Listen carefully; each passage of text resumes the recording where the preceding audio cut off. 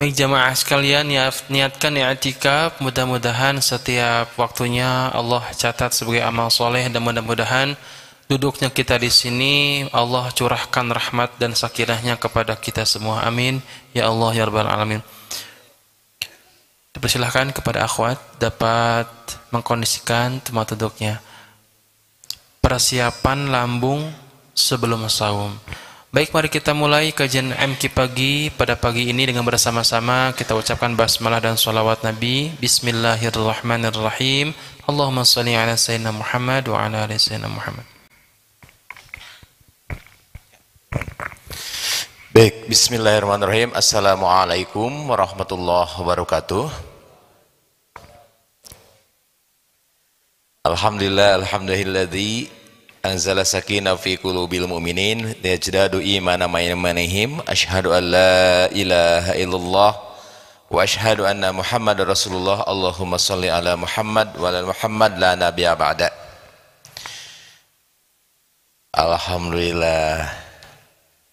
Memang rasanya kalau di masjid itu berbeda Kang Apip dibandingkan dengan siaran sendiri begitu ya. Alhamdulillah suasananya betul-betul dapat begitu. Alhamdulillah. Adik-adik semua dari mana ini? Dari Pangandaran. Alhamdulillah. Dari Rumah Quran Nusantara Pangandaran. Mana yang dari Rumah Quran Nusantara Pangandaran? Iya, Pangandaran ya. Berapa, dari kapan? Tadi malam. Masya Allah jawabannya. Kemudian dari SMP Sidkia Islamic School Bekasi. Mana? Alhamdulillah. SMP Sidkia Islamic School Bekasi. Baik. Berapa hari kita menjelang Ramadan? Berapa hari? 5. Berapa hari? Kemungkinan satu Ramadan, kemungkinan hari Kamis ya, hari Kamis. Baik. Nah, kira-kira di dalam tubuh yang sering jadi keluhan ketika saum apa ya? Perut, terus lambung. Kerasanya gimana lambungnya, Dek? Pedih, terus panas, terus ya perih, panas, terus kembung. Oke, baik.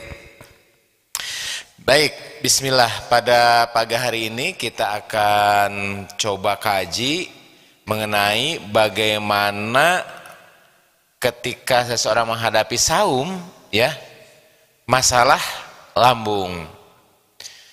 Jadi kajian ini diilhami Pak Bu dengan banyaknya kunjungan pasien kepada dokter pada hari-hari pertama saum, yang kasus terbanyak adalah kasus nyeri ulu hati. Kebanyakan itu. Jadi hari pertama, hari kedua saum itu rata-rata obat mah yang paling laku rata-rata ya. Kemudian juga kalau kita perhatikan keluhan yang masuk ke gawat darurat pun, ke IGD ya, ternyata masalah perut. Macam-macam masalah perutnya. Ada yang baru buka makan bakso kepedesan terjadi kolik abdomen, namanya tuh nyeri yang dahsyat di daerah perut. Nah, Ibu, Bapak, adik-adik semua, para pemirsa MQ pagi semua, kalau kita lihat data yang tersebar di beberapa penjuru negara, kemudian juga yang dikeluarkan oleh WHO, penyakit lambung, insya Allah, coba sebentar saya share screen ya. Nah, ini datanya. Ya, sudah nampak? Nampak kan? Ya, nampak di sini, ada di laptop. Jadi Kalau pada kondisi normal rata-rata merupakan 10% kunjungan ke gawat darurat, begitu ya. Kalau kita perhatikan rata-rata yang berkunjung ke gawat darurat, ke IGD, di antara 100 pasien itu 10 pasien itu adalah pasien penyakit lambung ya. Ini data bermacam-macam di tiap-tiap negara. Kadang-kadang di Inggris dikatakan 22%, di Cina 31% kunjungan ke IGD itu terkait masalah lambung ya. Nah, di Indonesia bagaimana? Di Indonesia ini kalau kita lihat datanya menurut WHO 40,8% merupakan salah satu penyakit terbanyak yang diopname. Jadi angkanya tinggi, 40,8%. Artinya kalau yang dirawat misalnya 100 orang, 40-nya itu menderita penyakit lambung. Nah, sedangkan kita ini sebentar lagi kan akan saum, ya. Lambung itu akan dikosongkan pada siang hari dan diisi pada malam hari, sehingga perlu teknik dan strategi agar kondisi lambung tetap aman dan sehat, sehingga saum yang kita lakukan itu betul-betul bisa diisi dengan berbagai macam kegiatan yang bernilai ibadah. Dok, kalau dirawat emang nggak ibadah? Ibadah juga. Ada yang mau ibadahnya dirawat? Ada enggak? Barangkali dari Pangandaran senangnya dirawat, ada? Enggak ada. Yang senang ada juga yang ngerawat, kayak dokter, perawat, kayak begitu ya. Ya, karena pekerjaannya memang demikian. Artinya ibu bapak semua, para pemirsa MK Pagi, bagaimana cara mempersiapkan agar potensi yang menjadi masalah untuk mengganggu prosesi ibadah selama bulan Ramadan ini kita minimalkan. Kan sudah jelas tuh, keluhan terbanyak adalah keluhan penyakit lambung. Bagaimana caranya agar keluhan itu minimal terjadinya itu? Baik, kita akan coba satu persatu. Sebentar, sekedap ya.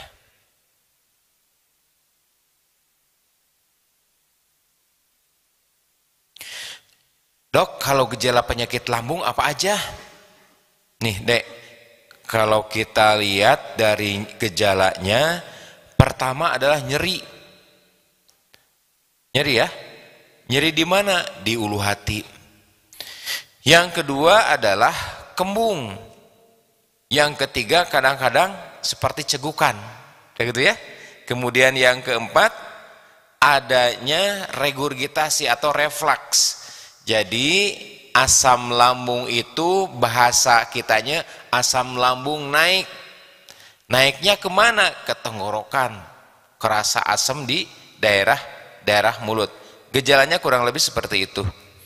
Nah, kalau kita perhatikan dari gejala-gejala tadi, kenapa sih itu bisa terjadi dan apa sebetulnya yang terjadi di dalam tubuh kita ini dan penyebabnya itu apa? Kalau kita dilihat dari banyaknya faktor penyebab, kurang lebih penyebabnya seperti ini, ya. Coba kita lihat.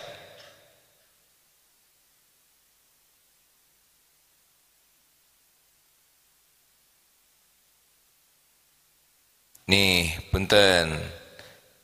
Sudah nampak belum? Belum ya. Jadi penyebab terbanyak adanya infeksi. Infeksi ini nih. Nih. Ini penyebab terbanyak. Yang kedua adalah penggunaan obat-obatan, terutama obat-obatan anti nyeri. Jadi kalau misalnya ibu bapak berobat, apakah berobat untuk nyeri tulang, nyeri sendi, ataukah berobat untuk nyeri gigi dan sebagainya, itu ada potensi untuk menyebabkan kerusakan pada lambung, ya. Dan yang ketiga adalah stres. Jadi yang pertama apa tadi? Infeksi. Yang kedua obat-obatan anti nyeri. Yang ketiga, stres. Punten Kang Apip, sinyalnya nggak masuk ya. Sebentar saya ini dulu ya. Oh, masuk ya. Baik, punten. Teman-teman yang di Zoom punten ya, sempat terputus. Nah, ini bisa nampak, Kang Apip udah nampak belum ya? Udah ya. Nah, ini penyebab terbanyak. Penyebab terbanyak adalah infeksi dari Helicobacter namanya ya. Penyebab kedua adalah dari obat-obatan anti nyeri, dan penyebab ketiga dari stres. Apa hubungannya stres dengan penyakit lambung? Banyak. Ada penyakit yang disebut dengan psikosomatis. Dia banyak masalah, banyak utang, banyak yang nagih begitu ya. Kemudian penghasilan pas-pasan, atau lagi ada masalah dengan pasangannya, atau lagi ada masalah dengan tetangganya, atau ada masalah karena PR-nya nggak diselesaikan, tugasnya bertumpuk dan sebagainya. Ini juga bisa menyebabkan penyebab terjadinya sakit pada lambung, ya.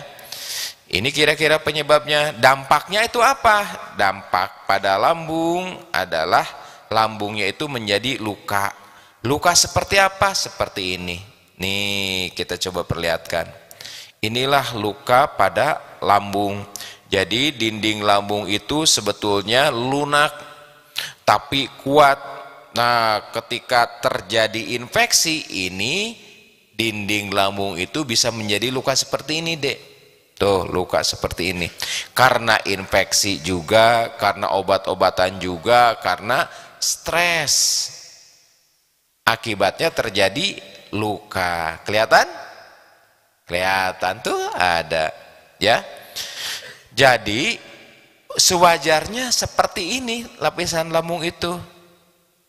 Ini ada lukanya. Ketika luka, maka asam lambung bisa melukai dinding lambungnya sendiri.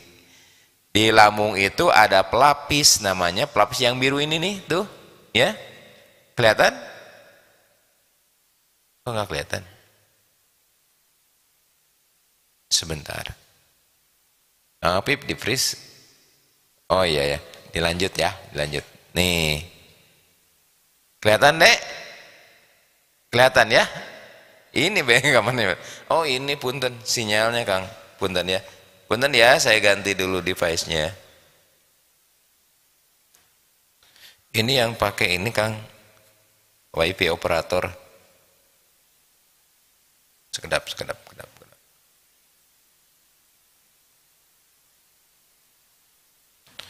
Punten teman-teman, punten. Saya ganti dulu ya.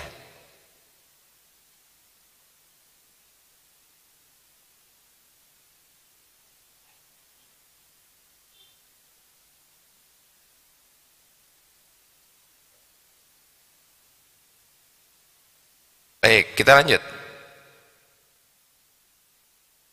Nah, bisa nampak? Nah, ini lapisan lambungnya nih. Nih, lapisan lambung yang melindungi. Ini yang melindungi dinding lambung kita ini terhadap berbagai macam bahaya. Termasuk asam lambung, ya. Tapi ketika rusak akan terjadi seperti ini. Ya, oleh penyebab-penyebab yang tadi. Oke. Nah, inilah kerusakan yang terjadi. Jadi kalau kita lihat ini lambungnya, nih di dalamnya bisa terjadi borok seperti ini, kelihatan, Dek? Nih adanya borok seperti ini, bisa juga terjadinya perdarahan seperti ini. Ada yang muntah darah begitu ya. Bukan batuk darah, muntah darah warnanya hitam. Kenapa hitam, Dok, darahnya? Karena bercampur dengan asam lambung. Jadi darah jadi terjadi pendarahan seperti ini karena perlukaan tadi, ya. Nah, ternyata keluhan-keluhan ini kejadiannya meningkat ketika bulan Ramadan. Kenapa ini terjadi? Nah, kita coba telusuri semua ya. Baik. Jadi kalau kita lihat dari beberapa penyebabnya, 71% berarti lebih dari setengahnya ya, problematika di lambung itu terkait dengan pola makan. Sedangkan kan Ramadan nanti kita akan beralih pola makannya, dari yang tadinya siang menjadi ke malam, dari yang tadinya ada sarapan pagi menjadi sahur, dari yang tadinya makan siang menjadi tidak ada makanan yang masuk di sana. Jadi 71% ternyata permasalahan lambung ini terkait dengan pola makan. Nah, bagaimana kita mengelola pola makan pada bulan Ramadan supaya lambung kita itu tetap aman dan sehat. Penyebab berikutnya adalah kalau kita lihat dari data adalah ini Bu, Pak, lihat tuh. 54% penyakit lambung itu diakibatkan oleh masalah pikiran, masalah hati, yaitu berapa? 54%. Jadi kadang-kadang banyak orang yang mengeluh, banyak orang yang putus asa, stres, depresi, itu berdampak pada penyakit lambung. Berapa banyak? 54%. Jadi kalau misalnya masalah gaduh gelisah, masalah cemas ini sudah bisa diatasi, kemungkinan setengah penyakit lambung itu bisa diterapi. 54% ternyata masalah kecemasan. Dan yang ketiga adalah ini nih, yang tadi, penggunaan obat-obatan anti nyeri. 24% karena infeksi Helicobacter, dan hanya 13%. Dok, dah saya mah ibu bapak punya penyakit lambung, kemudian adik juga punya penyakit lambung, saya juga udah turunan. Kalau turunan penyakit lambung mah udah aja nanya, kalau nanya kan turunannya hilang ya. Jadi 13% faktor keturunan. Jadi kalau kita lihat faktor keturunan nggak banyak dan nggak besar, hanya kurang lebih 13%. Andai kata ada pun faktor turunan, tapi dia bisa mengatur bagaimana pola makannya yang baik, bagaimana bisa mengelola faktor stres, kemungkinan faktor turunan tadi bisa diminimalkan, bisa dieliminasi.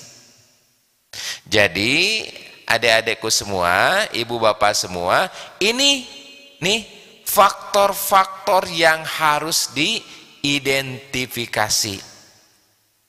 Nah, bagaimana dengan persiapan agar saum itu dalam kondisi sehat lambungnya?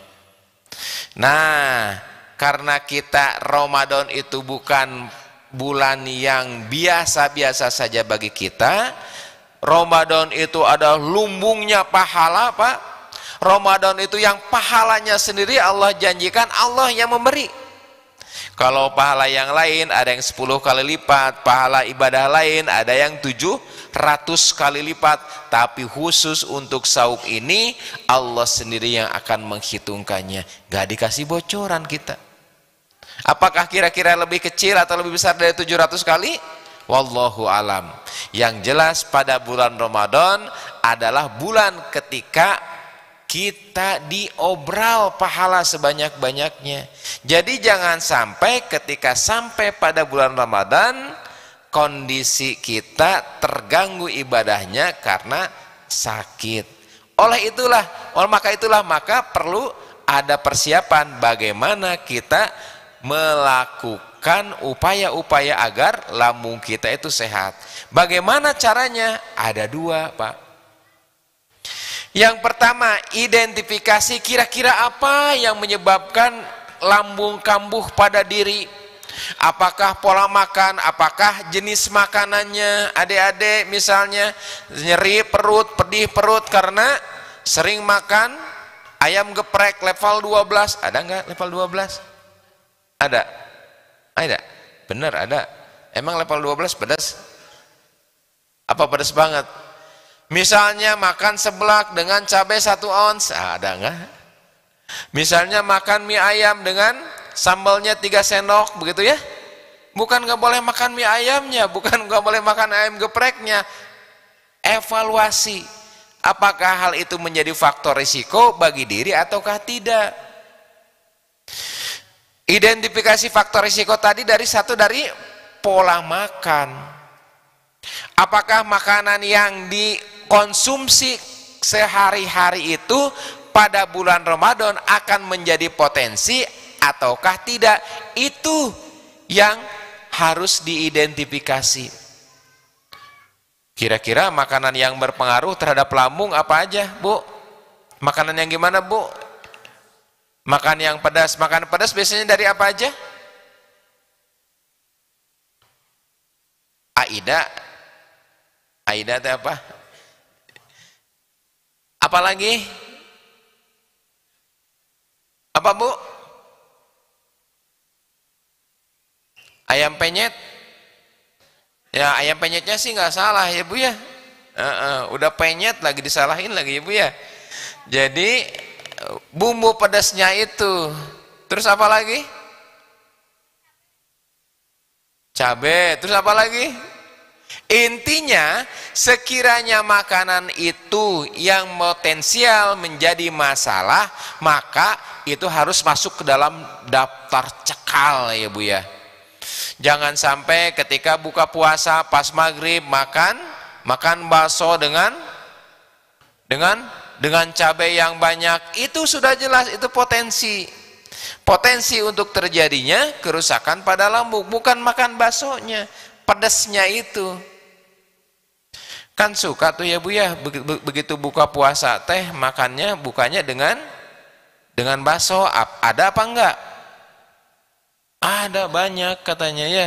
Jadi diidentifikasi kira-kira yang menjadi faktor risiko dari faktor makanan apa saja. Ditulis itu menjadi daftar cekal selama Ramadan, istirahat dulu. Ya. Yang kedua, ternyata yang 51% penyakit lambung itu faktor risikonya itu dari stres. 51% angkanya.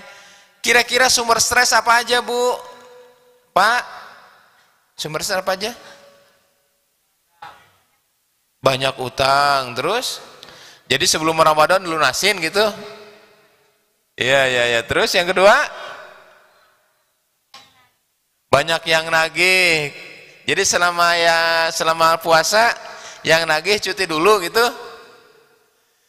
Jadi, Bu, pernah dengar cerita ada seorang pemuda datang kepada seorang bijak, orang tua begitu ya, di pinggir danau.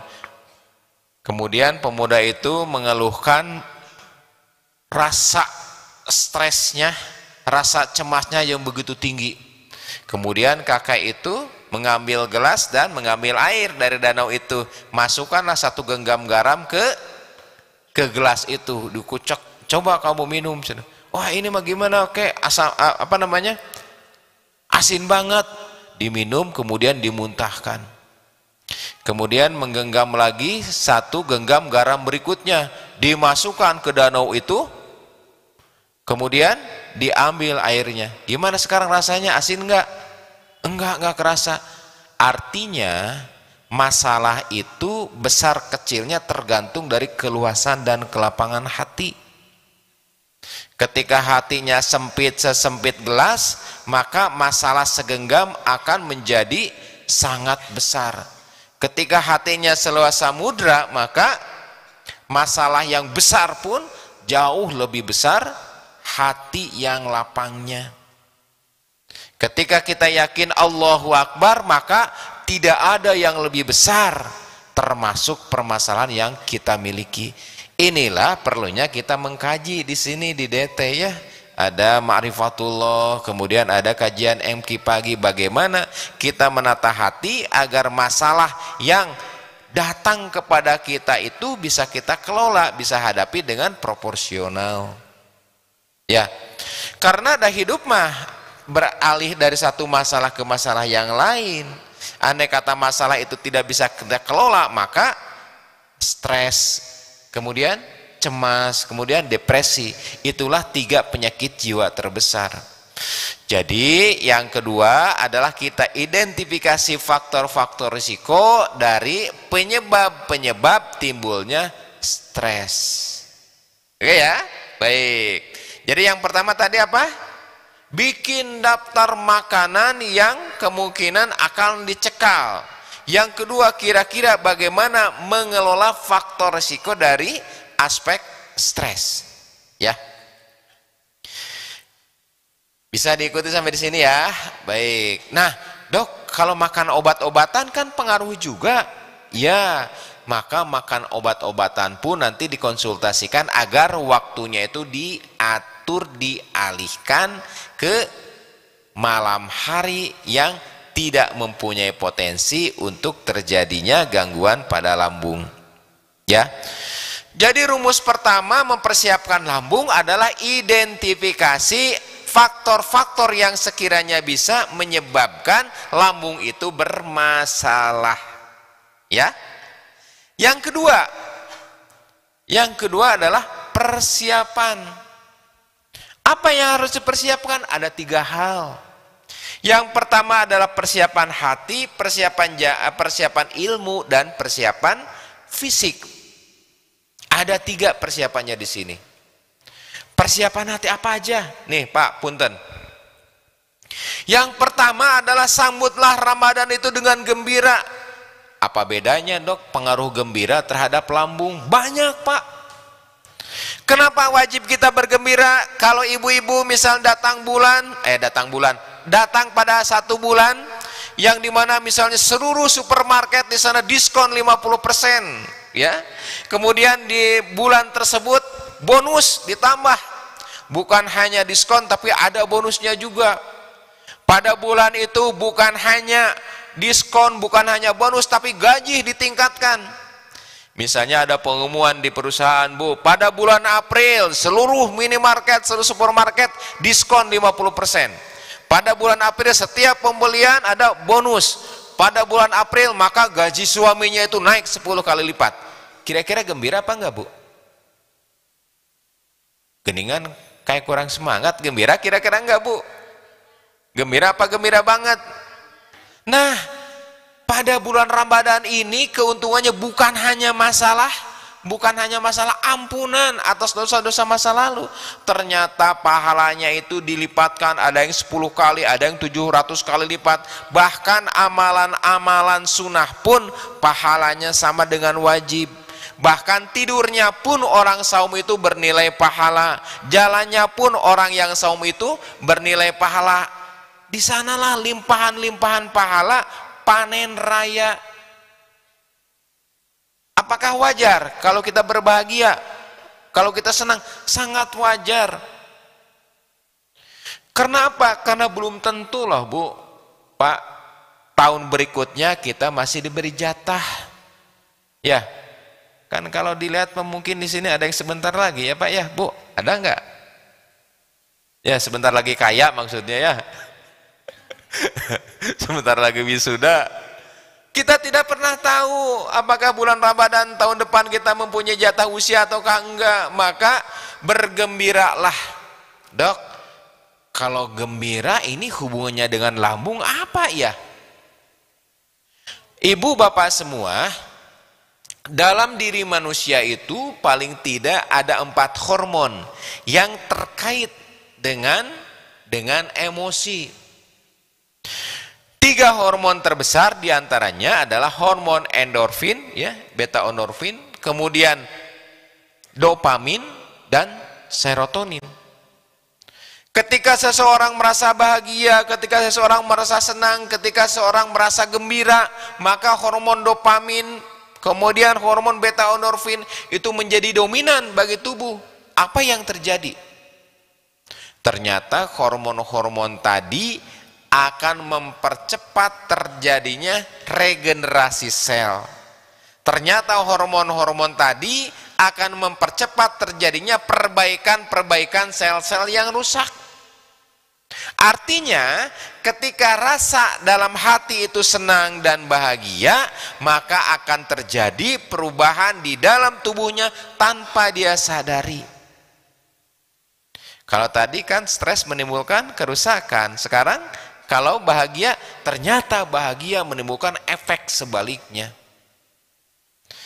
Jadi kalaulah kita menjelang Ramadan itu ada acara tarhib Ramadan, marhaban ya Ramadan, ya, itu menjadikan persiapan bagi hati kita. Ya Allah, terima kasih, mudah-mudahan Kau sampaikan usia kami itu pada bulan Ramadan, di mana pada bulan Ramadan itu ada dosa, mungkin tahun kemarin, bulan kemarin pernah berbuat sesuatu, bulan kemarin mungkin sholat sering telat, bulan kemarin mungkin sering masih gibah. Ya Allah, mudah-mudahan pada bulan Ramadan ini Engkau hapus semuanya.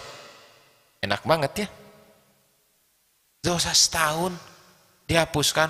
Apakah tidak wajar kalau kita bahagia menjelang Ramadan? Ibarat diskon tadi, bulan depan seluruh minimarket, seluruh pasar diskon 50%. Bulan depan setiap pembelian berapapun dikasih bonus. Bulan depan semua gaji karyawan naik 10 kali lipat. Harusnya kan gembira. Nah, demikian juga pada bulan Ramadan. Jadi persiapkan hati itu dengan gembira. Yang kedua adalah dengan syukur. Kenapa? Alhamdulillah ya Allah, mudah-mudahan tahun ini kami masih diberi umur. Tetangga saya kemarin sebelum Ramadan sudah meninggal. Ya Allah, terima kasih pada bulan Ramadan tahun ini saya nih masih bisa jalan, saya masih bisa makan, saya bisa masih mikir. Mudah-mudahan pada bulan Ramadan ini saya bisa menjalani ibadah saum. Syukur. Dan yang ketiga adalah adanya harapan. Harapan akan diampuni, harapan akan amaliyah yang banyak, dan khauf, khawatir. Khawatir jangan-jangan ini Ramadan terakhir, khawatir jangan-jangan kita tidak sampai pada ujung Ramadan dan lain sebagainya. Jadi ibu bapak semua, ketika sampai pada persiapan yang demikian, maka ada kemungkinan nih perbaikan-perbaikan kerusakan yang ada di dalam lambung ini percepat terjadinya percepatan perbaikan. Jadi persiapannya apa Bu? Pak tadi satu, persiapan fisik. Persiapan fisik adalah identifikasi faktor-faktor yang kemungkinan menjadi permasalahan pada lambung. Identifikasi apa Ibu yang ditulis, yang di list? Makanan, betul. Makanan-makanan apa saja yang sekiranya berpotensi menjadi permasalahan. Ya. Yang kedua, masalah kelola, kira-kira faktor yang menjadikan stres itu apa? Baik. Nah, persiapan fisik berikutnya adalah persiapan pengobatan. Jadi ibu bapak kalau misalnya dalam sehari-hari ada yang terapi lambung misalnya dengan menggunakan obat-obatan, lanjutkan supaya jangan sampai pas kita saum lambungnya itu kambuh. Baik, ibu bapak bisa diikuti sampai di sini ya. Jadi kita persiapkan permasalahan kesehatan terbanyak pada bulan Ramadan itu adalah permasalahan lambung diantaranya. Dengan persiapan agar lambung itu sehat, diharapkan saum itu bisa dioptimalkan. Baik ya. Baik, mangga kita diskusi dulu. Ada pertanyaan sampai di sini? Mangga, silakan. Gimana?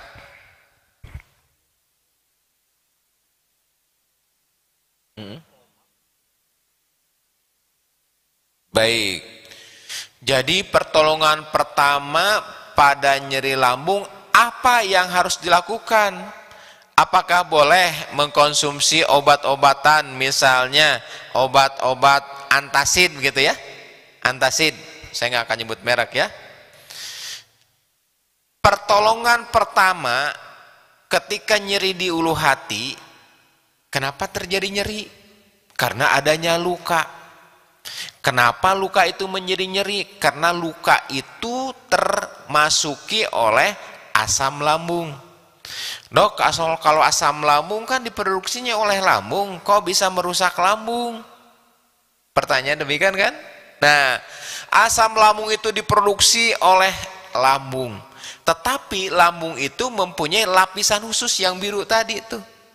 Lapisan untuk melindungi dari pekatnya asam lambung. Ketika lapisan itu rusak, maka asam lambung akan terasa pedih, nyeri, dan panas. Pertolongan apa yang pertama harus dilakukan? Pertama, minum. Kenapa minum, dok? Karena dengan minum maka konsentrasi asam lambung itu bisa menurun. Yang tadinya pH-nya 2,3 begitu ya, 3 sampai 3,1 menjadi lebih encer, efek dilusi. Yang pertama itu ya. Yang kedua, boleh dengan obat apaan? Boleh. Kan yang menyebabkan nyeri itu karena asam.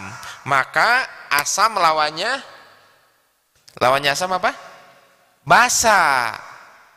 Karena ini basa disebut juga anti asam. Anti asam dalam bahasanya kadang-kadang disebut dengan antasid, anti acid. Jadi antasid itu adalah obat untuk menetralkan asam lambung. Oke ya. Jadi boleh. Pertolongan pertama itu yang harus dilakukan. Baik, silakan Bu, Pak. Ya, silakan, mangga, Dek. Ada lagi? Baik. Ya, mangga, silakan. Ya.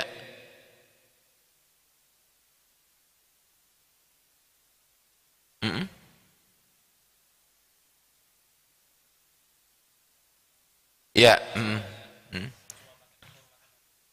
Baik. Nggak mencukupi. Oh iya, baik. Ya. Baik. Ini permasalahan makan sahur. Jadi kalau makan sahurnya misalnya kekenyangan itu cepat ngantuk sehingga subuhnya itu bablas. Tapi kalau misalnya cuma kurma dan madu itu tidak ngantuk. Apakah sudah mencukupi kebutuhan energi ataukah tidak? Baik. Jadi begini Ibu Bapak, nah ini pertanyaan yang bagus. Sekalian saya coba bahas mengenai porsi makanan. Makanan yang dikonsumsi pada saat sahur dan berbuka itu harus berbeda dari jenis glycemic index kalau bahasa kedokterannya itu. Jadi harus berbeda, makanan yang berbuka itu harus secepat mungkin untuk bisa menjadi energi. Nah, simpelnya begitu ya. Jadi makanan berbuka diusahakan makanan yang mengandung glukosanya itu simpel. Jadi misalnya makanan yang mengandung kadar glukosanya itu tinggi, kadar karbohidratnya itu lebih rendah. Apakah berbuka dengan harus yang manis? Sebetulnya tidak selalu manis, ya. Kalau kita lihat makanan yang manis memang makanan yang cepat dirubah menjadi gula, menjadi tenaga. Nah, bagaimana dengan sahur? Kalau sahur itu kebalikannya. Bagaimana caranya agar makanan yang dikonsumsi itu lambat menjadi gula? Contoh, makanan yang karbohidratnya karbohidrat kompleksnya itu lebih tinggi. Apakah dari nasi, kemudian terigu, kemudian ubi-ubian begitu ya? Itu akan dirubah menjadi gula kurang lebih sekitar 3 jam kemudian. Kalau tadi misalnya minum madu kemudian makan kurma, itu dalam hitungan 3 sampai 4 menit kemungkinan itu sudah menjadi gula. Jadi Bapak Ibu sekalian, kalau misalnya nanti sahur diutamakan makanan yang karbohidrat kompleks, sehingga makanan tersebut akan lama rasa kenyangnya, kemudian akan lama nanti terbentuk gula sebagai sumber energinya. Jadi jangan sampai pas mau azan, mau imsak, makan lagi kolak, ya, karena kolak itu sebagian besar adalah glukosa dan sukrosa, gitu ya. Pertanyaannya, apakah mencukupi hanya kurma dengan madu? Itu tidak mencukupi.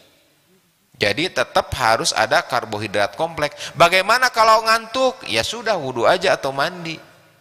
Jangan sampai rasa ngantuk, rasa kita itu lelah, begitu ya, mengorbankan kebutuhan energi yang kemungkinan nanti sehari penuh kita butuhkan.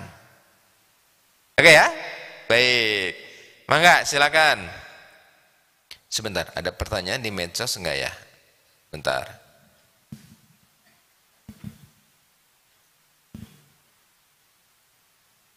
Ya, silakan Dek. Silakan dulu. Mangga. Ibu silakan. Mau diskusi? Oh iya.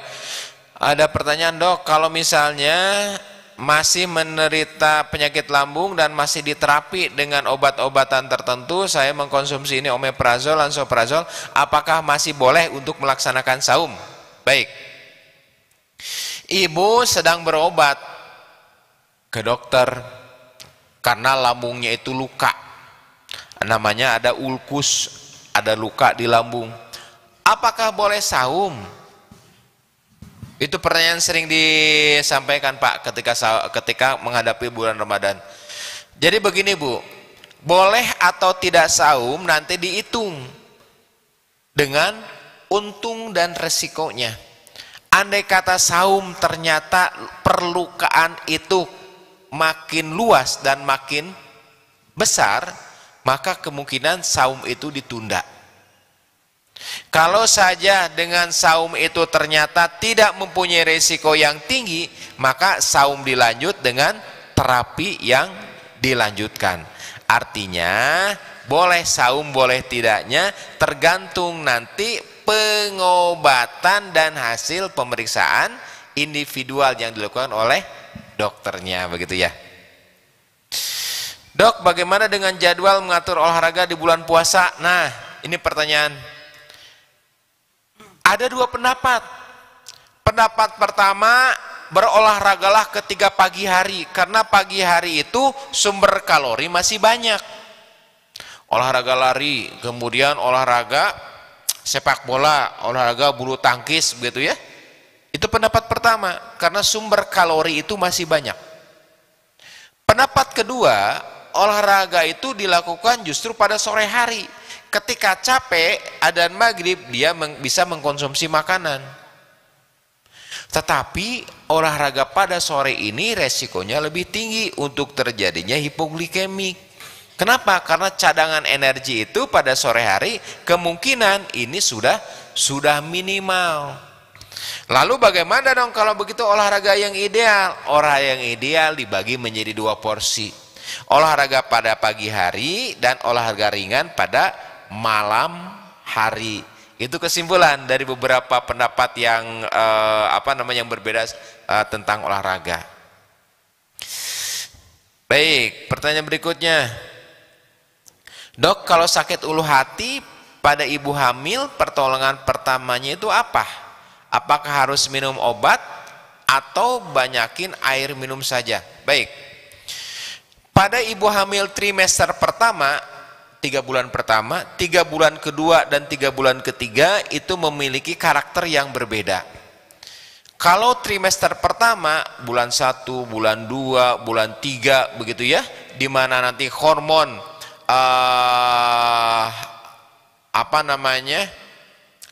beta HCG gitu ya, beta HCG di sana ketika naik, maka akan timbul rangsang peristaltik, mual yang lebih tinggi. Nah, kalau pada saat itu yang terjadi, maka mual itu bisa diobati dengan obat-obat yang memperlambat laju peristaltik, namanya itu. Apakah cukup dengan minum dan obat antacid saja? Biasanya tidak cukup. Itu emesis gravidarum. Tapi kalau misalnya sakit mualnya itu karena penyakit mahnya, bukan karena beta HCG-nya, bukan karena efek kehamilannya, itu berpengaruh oleh minuman dan antacid. Begitu ya. Kalau antacid itu boleh nggak dikonsumsi pada ibu hamil? Boleh. Karena obat antacid itu walaupun diminum tapi tidak diserap oleh tubuh, ya. Antacid, antiasid ya Bu ya, antacid. Banyak namanya malah ya, nama-namanya yang beredar. Apakah harus minum obat? Tergantung dari berat ringannya. Kalau misalnya dengan minum 2 gelas ternyata tidak berubah, maka yang pertama dilakukan adalah minum antacid, begitu ya. Dok, apakah ada obat tradisional yang sekiranya bisa mengobati lambung? Banyak. Yang sudah terbukti dan risetnya itu di beberapa negara, yaitu dengan menggunakan kunyit. Dok, beneran kunyit bisa menurunkan gejala lambung? Bukan hanya menurunkan, tapi sekaligus perbaikan sel-sel di dalam lambung. Bagaimana dok mengkonsumsi kunyit? Ada 3 macam, 3 cara. Yang pertama, kunyit itu kira-kira sebesar ibu jari. Sakieu tanya, sebesar jempol ini, 3 batang, 3 ruas kayak gini. Dikunyah, dimakan langsung. Yang kedua, digeprek. Kemudian digeprek, dicampurkan dengan makanan-makanan lain. Yang ketiga, dijadikan infused water. Jadi kunyit itu direndam dengan air, ya, dibiarkan selama 3 jam, baru airnya diminum. Dok, yang mana yang lebih efektif? Ternyata cara yang pertama yang lebih efektif, yaitu kunyit yang segar dikunyah, begitu ya. Berapa kali dok? 1 kali, rata-rata itu 1 hari cukup. Nah, kalau pada bulan puasa dikonsumsinya kapan? Apakah saat buka ataukah saat sahur? Kira-kira saat kapan? Ternyata saat sahur, Pak. Ya, jadi obat tradisional yang memang sudah terbukti dari beberapa riset ilmiah. Baik. Pertanyaan berikutnya, bagaimana agar caranya sholat taraweh tidak mengantuk? Apakah tidur pagi setelah jam 6 atau suruk itu bagus atau tidak, diperbolehkan atau tidak? Kenapa pertanyaannya ngantuk? Banyak faktor di sini. Ada 3 hal yang besar. Pertama adalah energi yang tersita oleh laju metabolisme pengolahan makanan. Jadi kalau makanan saat itu terlalu padat, terlalu penuh, maka ada kemungkinan ngantuk. Kenapa? Energi itu banyak digunakan untuk mengolah makanan. Maka solusinya adalah makan beratnya dibagi menjadi beberapa porsi. Setengah porsi misalnya ketika habis sholat maghrib, setengah porsi lagi nanti setelah taraweh. Faktor yang kedua yang menyebabkan ngantuk adalah faktor rendahnya konsentrasi oksigen. Jadi ibu bapak ini juga masukan bagi para pengelola masjid, bagaimana oksigen itu bisa mengalir, udara itu bisa mengalir dengan baik, begitu ya. Kayak di sini kan air flow-nya gede sekali tuh. Jadi kalau misalnya membangun masjid, buatlah jendela yang sekiranya bisa memenuhi flow udara untuk kapasitas dalam masjid itu, ya. Penyebab yang ketiga dari ngantuk adalah waktu tidur sebelumnya yang kurang, ya. Bagaimana waktu tidur yang optimal? Berapa jam dok? Rata-rata minimal 4 jam dengan tidur nyenyak, gitu ya. Dok, apakah vertigo dan asam lambung?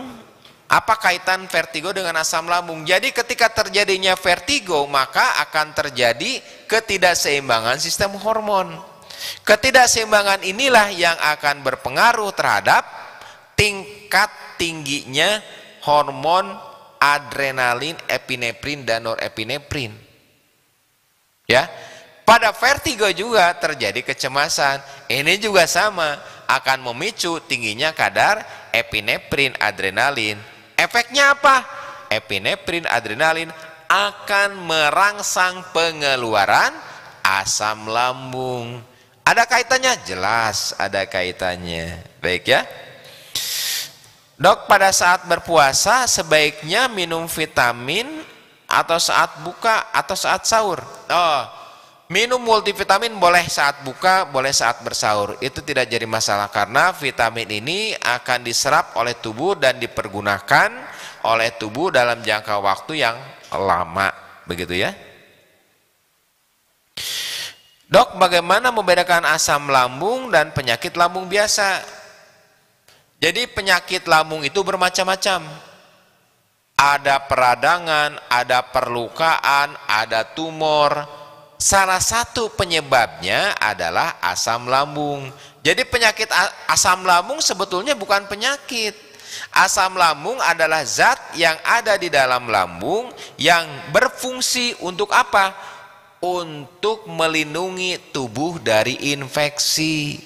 Jadi asam lambung bukan penyakit, ya. Tapi karena ada perlukaan di dalam lambung, maka asam lambung itu bisa menyebabkan nyeri, gitu, ya. Dari Radio MKFM, pertanyaannya, dokter, kalau ada sakit di dada terus kepala sakit, itu penyakitnya apa? Nyeri di dada itu bisa diakibatkan oleh serangan jantung, oleh penyakit paru-paru, oleh penyakit lambung. Rata-rata itu yang terbesar. Waspadai jika nyeri dada di sebelah kiri rasanya seperti tertusuk, rasanya itu tembus ke punggung bagian belakang dan ke lengan bagian atas. Waspada, kemungkinan itu dari penyempitan arteri koronaria. Ya, kemungkinan itu dari jantung. Ya, makanya jangan disarukan, oh ini penyakit nyeri dada, minum antacid. Belum tentu. Kalau nyeri dadanya terasa menekan atau terasa tajam, kemudian tembus ke punggung, kemudian nyampe nyeri ke lengan atas, hati-hati, kemungkinan itu dari jantung. Baik ibu bapak yang ada di MKTV, MKFM semua, kebersamaan kita sudah sampai di penghujung acara. Amanah, mudah-mudahan kita bisa mengidentifikasi faktor-faktor makanan apa saja yang sekiranya bisa menjadi potensi masalah. Kemudian sekiranya hal-hal apa saja yang bisa meningkatkan kecemasan diidentifikasi dan dikendalikan agar ini menjadi ikhtiar untuk menyongsong Ramadan yang sehat. Billahi taufiq wal hidayah. Assalamualaikum warahmatullahi wabarakatuh. Assalamualaikum.